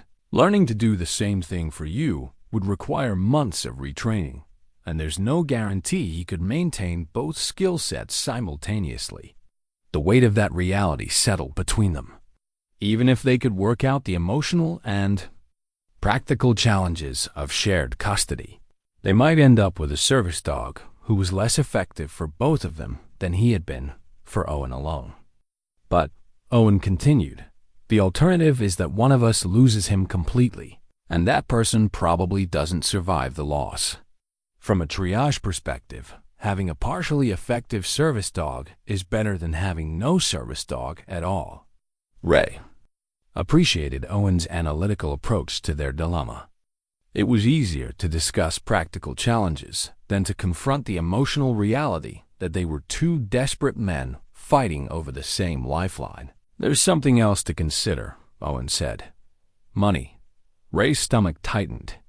He'd been dreading this part of the conversation, the moment when Owen's vast resources would become relevant to their discussion. Atlas requires specialized veterinary care, premium food, ongoing training maintenance, professional grooming. His annual care costs run about $8,000, not including emergency medical situations or equipment replacement. $8,000 was more than Ray spent on himself in an entire year. The financial reality of Atlas's care was another layer of impossibility added to an already complex situation. "I can't afford that," Ray said quietly. "I know, but I can afford it for both of us, if we can figure out how to make the arrangement work." Ray looked up, surprised by Owen's matter-of-fact tone. "What do you mean?" "I mean that if we're going to share Atlas, I'll cover all his expenses regardless of who he's with at any given time. Medical care, food, equipment, training, all of it. Money isn't the issue here. Why would you do that?" Owen's expression was serious, thoughtful. "Because 3 hours ago, I was planning to kill myself rather than live without Atlas. If sharing him with you means we both stay alive, then the financial cost is irrelevant." Ray felt something shift in his chest, a loosening of the knot of guilt and inadequacy that had been there since he'd first learned about Owen's wealth. This wasn't about charity or pity.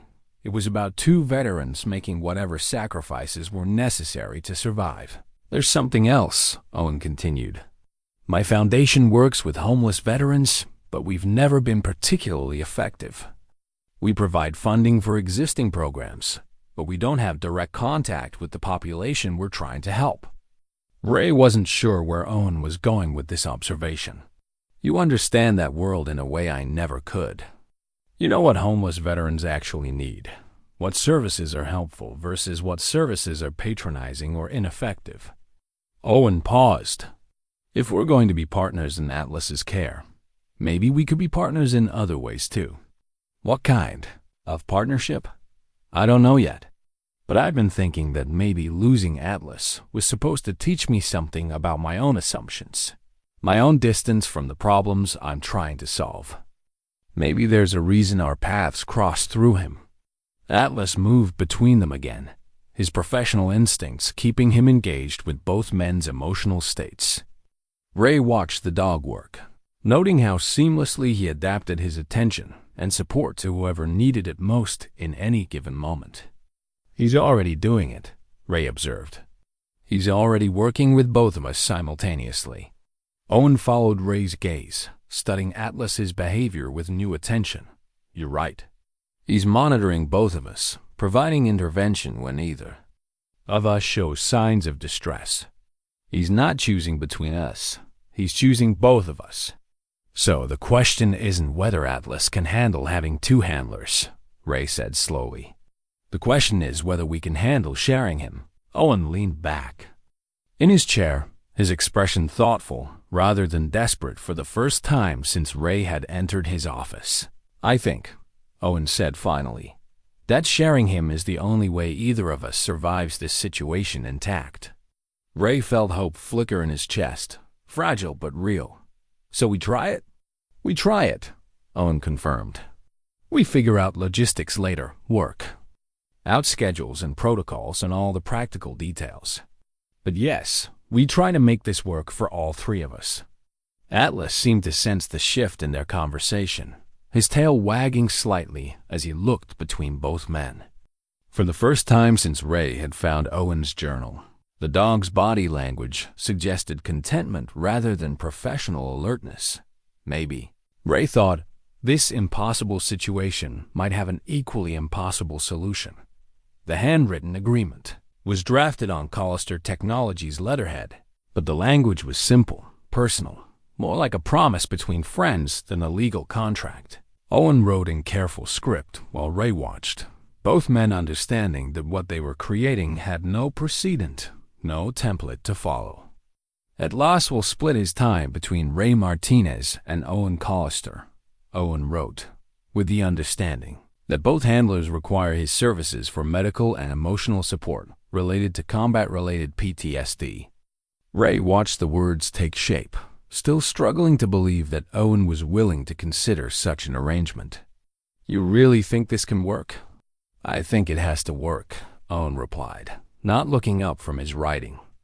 The alternative is that one of us loses everything, and I can't live with that responsibility. What about the practical details? Where does he sleep? How do we handle emergencies? What if he gets confused about whose commands to follow? Owen paused in his writing, considering the complexities they hadn't yet addressed. We'll figure it out as we go.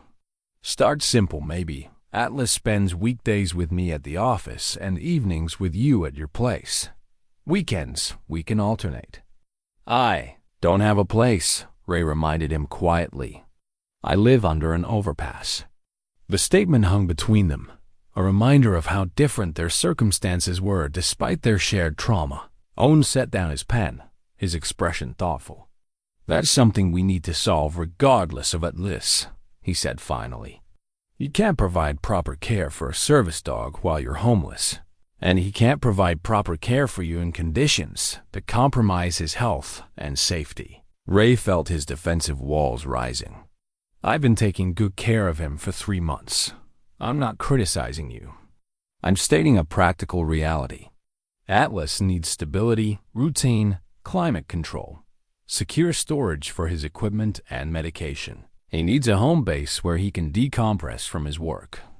The truth of Owen's words was undeniable, but it highlighted another layer of inequality in their arrangement. Owen could provide Atlas with everything he needed: medical care, proper housing, professional maintenance of his training. Ray could offer love and understanding, but those intangibles couldn't substitute for basic necessities. So, what are you suggesting? Ray asked. I'm suggesting that sharing Atlas might require sharing more than just his time. It might require sharing resources, living arrangements, maybe even professional responsibilities. Ray stared at Owen, trying to process what he was hearing. You're talking about me living with you?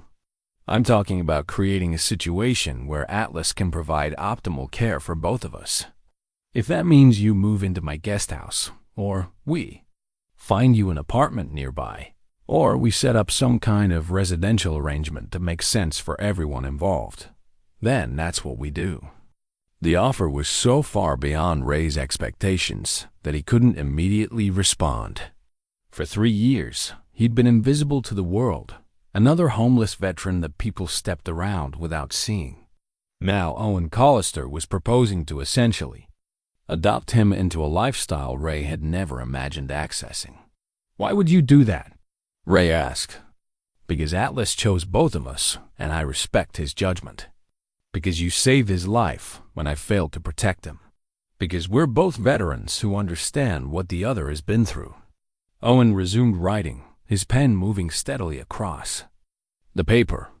"And because I think we might be able to help each other in ways that go beyond sharing a service dog." Ray thought about Owen's foundation, about the programs that provided funding for homeless veterans but struggled to provide direct, effective assistance. He thought about his own understanding of what life on the streets actually required. What services were helpful versus what services were patronizing wastes of money. "You think I could help with your foundation work? I think you understand the problems we're trying to solve better than anyone on my current staff. I think you've lived experiences that could inform better policies, better programs, better allocation of resources." Atlas moved closer to both men, his professional instincts responding to the intensity of their conversation. But his body language was calm rather than alert, suggesting he sensed positive development rather than crisis. "I don't have qualifications," Ray said. "No college degree, no business experience, no credentials that would impress a board of directors." "You have something more valuable than credentials," Owen replied. "You have authenticity. You know what it's like to need help and not know how to ask for it. You know what it's like to have people offer assistance that doesn't actually address your real problems." Owen finished writing and slid the document across his desk. Ray read the simple language, surprised by how comprehensive it was despite its brevity. This agreement establishes shared custody and care responsibilities for Atlas. Service dog registration number 47,291. Both handlers commit to prioritizing Atlas's health, training, and professional effectiveness above personal preferences or convenience. Living arrangements, financial responsibilities, and care schedules will be determined collaboratively with input from veterinary and training professionals. Either party may request modification of arrangements if Atlas's well-being or effectiveness is compromised. "It's not legally binding," Owen said, "but it's a start, a framework for figuring out how to make this work." Ray picked up the pen Owen offered him, his hand shaking slightly as he prepared to sign. The document represented more than shared dog custody. It represented a fundamental change in his life, his identity, his future possibilities. "Are you sure about this?" Ray asked. "Once I sign this, there's no going back to pretending I don't exist. No easy way to get rid of me if you change your mind." Owen's expression was serious but certain. "Ray, 3 hours ago, I was planning to end my life rather than face tomorrow without Atlas. You came here and offered me hope, a way to keep the thing that makes my life bearable without destroying your ability to heal. I'm more sure about this than I've been about anything in months." Ray signed his name carefully, the letters spelling out a commitment he'd never imagined making. As he set down the pen, Atlas approached and rested his chin on the desk between them, as if offering his own approval of their arrangement. "So what happens now?" Ray asked. "Now we start figuring out the details. Where you'll live, how Atlas's schedule will work, what role you might play in the Foundation's activities. We take it one day at a time and adjust as we learn what works." Owen stood and extended his hand to Ray, a formal gesture that felt appropriate for the magnitude of what they were undertaking. "Partners?" Owen asked. Ray shook Owen's hand, feeling the strength of a grip that had built a business empire despite disability and trauma. "Partners," Ray confirmed. Atlas looked up at both men with what could only be described as satisfaction, his tail wagging as he sensed the resolution of the crisis that had brought them together. The dog seemed to understand that he no longer had to choose between two handlers who needed him. He could help both, could be the bridge between two broken veterans who'd found a way to heal together rather than apart. For the first time in 3 years, Ray allowed himself to imagine a future that extended beyond basic survival. A future where his experiences might have value, where his understanding of trauma and recovery could help other veterans avoid the mistakes he'd made. And at the center of that future was Atlas, no longer a source of conflict between two desperate men, but a symbol of what was possible when people chose cooperation over competition, sharing over hoarding, hope over despair. The arrangement would be complicated, unprecedented, probably difficult to maintain. But as Ray looked at Owen's determined expression and Atlas's calm confidence, he believed they could make it work. They had to make it work. Too much depended on it, not just their own survival, but their ability to help other veterans who were still lost in the darkness. They'd both escaped. The custom service vest was deep blue with gold trim, professional and dignified in a way that honored Atlas's dual role. Embroidered on one side was Ray Martinez, handler, and on the other, Owen Collister, handler. Below both names, in smaller script, were the words Shared Service Partnership. Ray adjusted the vest's fit one final time, his hands steady despite the significance of the moment. 6 months had passed since that night in Owen's office when they drafted their impossible agreement, and what had seemed like a desperate compromise had evolved into something none of them had expected, a genuine partnership that benefited everyone involved. Atlas stood patiently during the vest fitting, his body language reflecting the contentment that had become his default state. The dog had adapted to his dual role with remarkable ease, maintaining his professional effectiveness with both handlers, while clearly thriving on the increased attention and varied routine. "He looks good," Owen observed from the doorway of Ray's apartment. The small one-bedroom unit was part of a complex Owen owned, originally intended as temporary housing for veterans transitioning from homelessness to stability. Ray had been living there for 5 months now, and the space had become truly his, furnished with care, decorated with photographs from his military service, a place where both he and Atlas could decompress from their work. "Ready for today?" Owen asked. Ray nodded, though his stomach still tightened with nerves before their public appearances. Today they were speaking at a veterans conference in Portland, sharing their story with an audience of mental health professionals, government officials, and other veterans who might benefit from understanding what shared service partnerships could accomplish. "The presentation looks solid," Ray said, reviewing his notes one final time. "I still can't believe how many programs want to replicate what we've done." 5 applications for pilot programs in the past month, Owen confirmed. "The VA is taking notice, and there are at least 3 universities interested in conducting formal studies on the effectiveness of dual handler service animals." What had started as a desperate attempt to keep both men functional had become a model for innovation in veteran mental health services. The success wasn't just measured in their individual stability, though both men had shown remarkable improvement in their PTSD symptoms, sleep quality, and overall functioning, but in the broader applications of their approach. Ray had become the Foundation's Director of Veteran Outreach, a position that utilized his street-level understanding of homelessness while providing him with resources to make genuine change. His first initiative had been a program pairing rescued dogs with homeless veterans, providing both basic training and ongoing support to create therapeutic relationships that didn't require the expensive professional training of traditional service animals.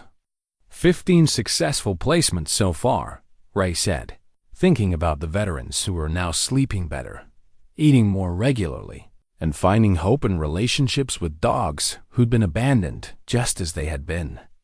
3 of them have found permanent housing. 2 have enrolled in job training programs. And Marcus Henderson is managing the day-to-day operations better than I ever expected, Owen added. Ray's old friend from the streets had proven to have remarkable organizational skills once given the chance to use them in a structured environment. Atlas finished his morning routine of checking both apartments, Owen's penthouse and Ray's ground floor. Unit were connected by a private elevator that allowed the dog to move freely between both handlers as needed. His schedule had settled into a rhythm that met both men's needs.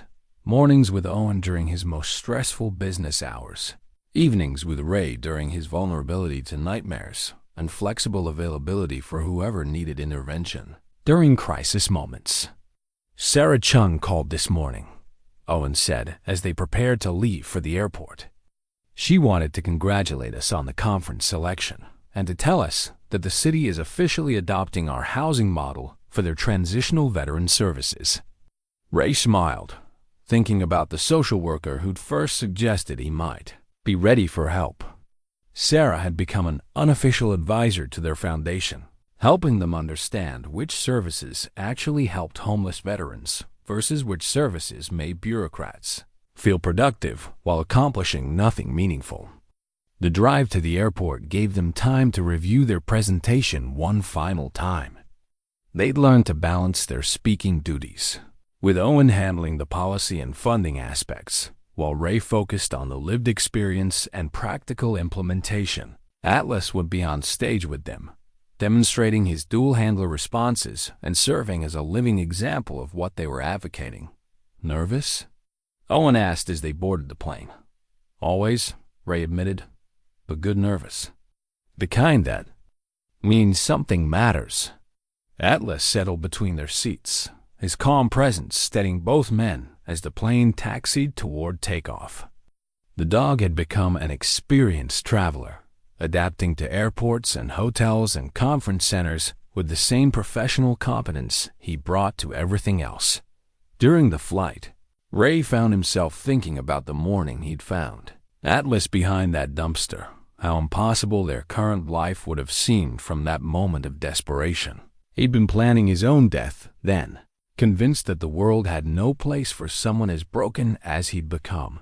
Now he was traveling to conferences, speaking to audiences of professionals, helping design programs that would prevent other veterans from reaching the same point of hopelessness. The transformation wasn't complete. He still had bad days, still struggled with crowds and unexpected noises, still woke up sometimes thinking he was back in Afghanistan.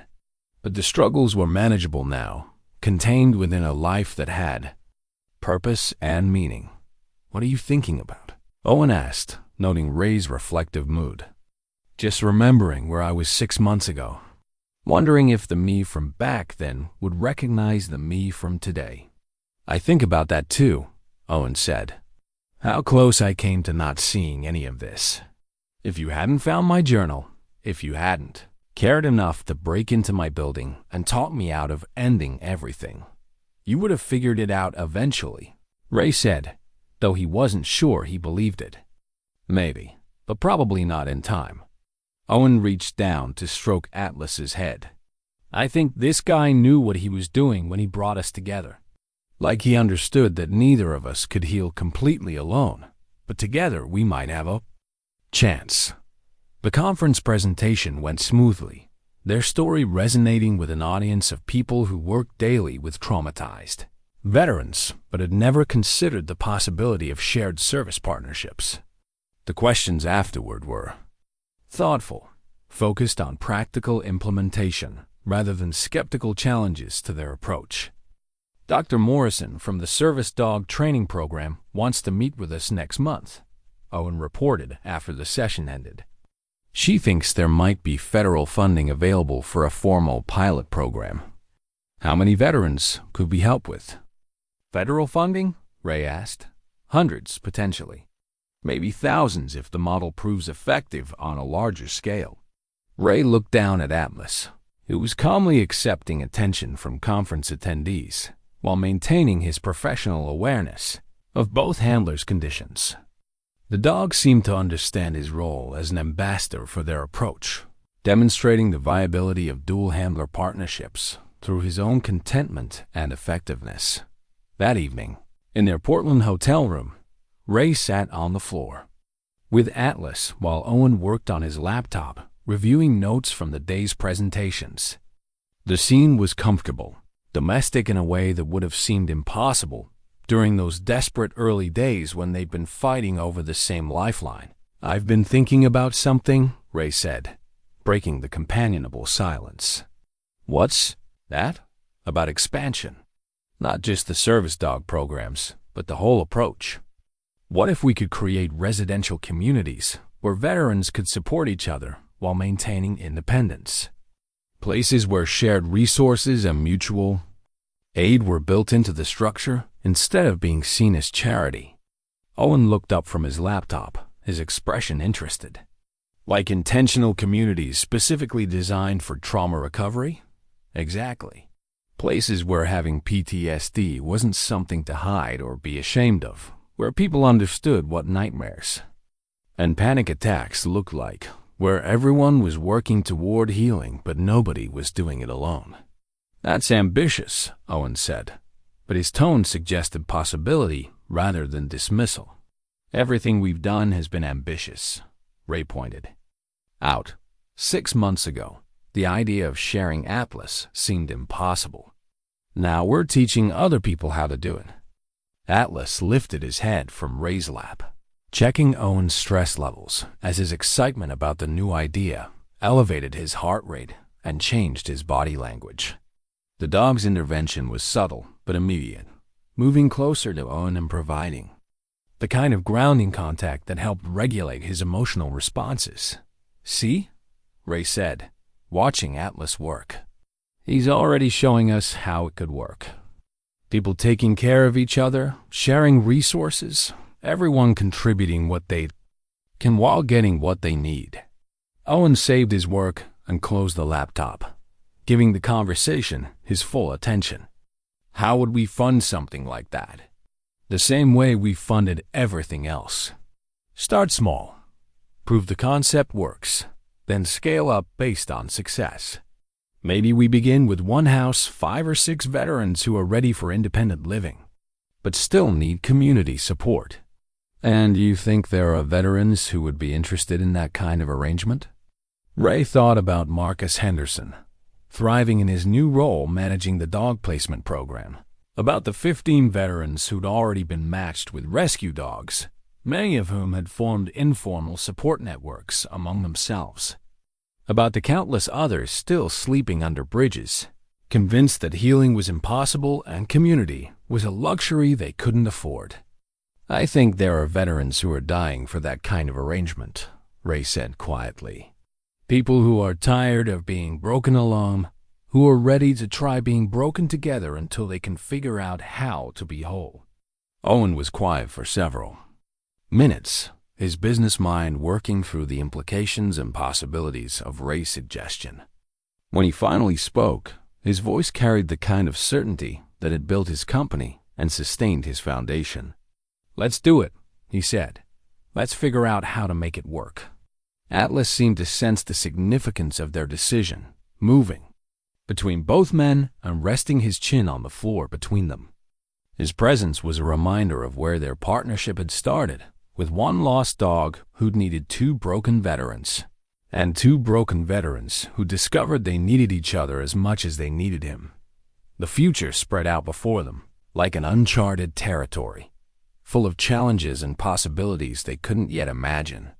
But for the first time in years, Ray felt genuinely optimistic about tomorrow, about the work they could do, about the lives they might be able to save.